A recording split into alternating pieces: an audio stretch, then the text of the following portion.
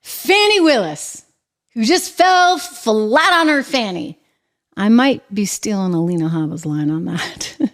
She said it quite well. I think we have the tape. Alina Hava speaking recently, I believe this was on Newsmax, saying just exactly where Fanny was winding up. I'm watching this unfold. This broke like right as we were coming on air. This woman is riddled with problems, and I'm not even a legal mind. No, she's fallen on her fanny since the very beginning. There's the headline for tomorrow. Oh, but, we can't help it, right?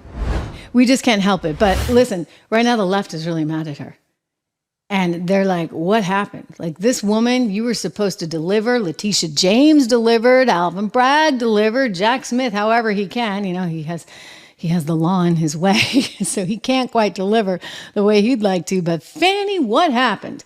So there's a new article in Newsweek that just came out moments ago, and they are pointing, of course, to what just happened with the appeals court in Georgia. So the headline there for Newsweek is Fanny Willis blew it.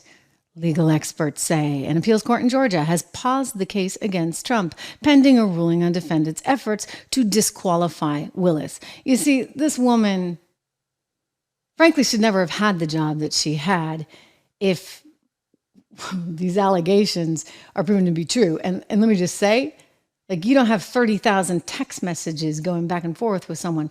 He's not coming over to your condo 30, 40 odd times unless there's something going on, right? They're not talking about the case. Not to mention that a lot of this was happening before she even hired him, which begs a whole new set of questions. In other words, did she hire the beau so that she could maybe get a little something in return? Financial, right? That's the question that a forensic accountant and lawyer needs to be asking right now. I guarantee you, the ex-wife is asking a few questions. Nathan Wade's ex-wife. This is partly how it all came out, you see.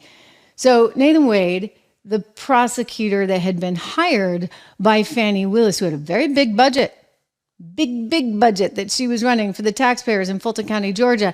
She goes out and hires him, pays him more than $600 some odd thousand, and it all comes back to haunt her because she has a fling with this guy of some sort. Some people are wondering if it's still going on. The judge said, hey, he's got to be out of there if you're going to move forward with this case. So she had to fire him. I guess he resigned. But then he showed up at her party the other night after she won her primary as district attorney down there. So, who knows? Something may still be going on. But that little romance just cost the Democrats the televised trial that they were so looking forward to down in Fulton County, Georgia. Think of it. What a spectacle that would have been. So Fanny blew it. Going back to the Newsweek article, let's quote it here because they had a few things to say. The history books, one of the people that they interviewed said, the history books will look back on what the country lost by not having a televised trial before November 2024. And historians will wonder what Fanny Willis was thinking. And they'll just scratch their heads. Yeah, we're all wondering what Fanny Willis was thinking. He goes on, I don't know how much Judge McAfee could have done between now and the appeals pendency anyway, but the real loss is McAfee's ability to deal with the question of presidential immunity and the supremacy clause over the summer. Gosh darn it, we don't get the darn televised trial. Just imagine what that would have done for TV ratings. Trust me. History's not losing out on anything on that one.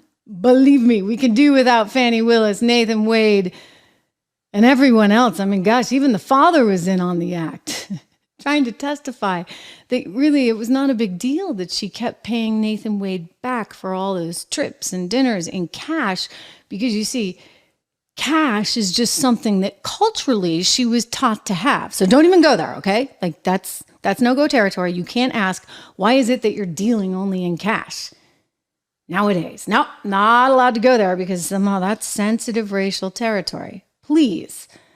Well, here's Fani Willis promising when she ran for office that she would not do what she did. Because they deserve a DA that won't have sex with his employees. Because they deserve a DA that won't put money in their own pocket when it should go to benefit children. Because we deserve better. Yeah. You know what?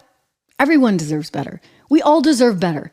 That's why history didn't deserve you, Fani Willis, and that little television spectacle that you were hoping to get. I realize the left is very mad, but here's the reality. It has been decided that this appeal is not going to be heard until October. October 4th is Fanny's big day, which means realistically, you're not going to have anything actually moving forward in a significant enough way, and you're certainly not going to get any kind of decisions on any of this until, yes, after the election. Of course, you still have the elephant in the room hanging out there, which is, can they even be bringing these things, aside from the fact that Fanny probably shouldn't have had the job that she had, and if that's discovered and proven and decided, well, then everything gets blown out.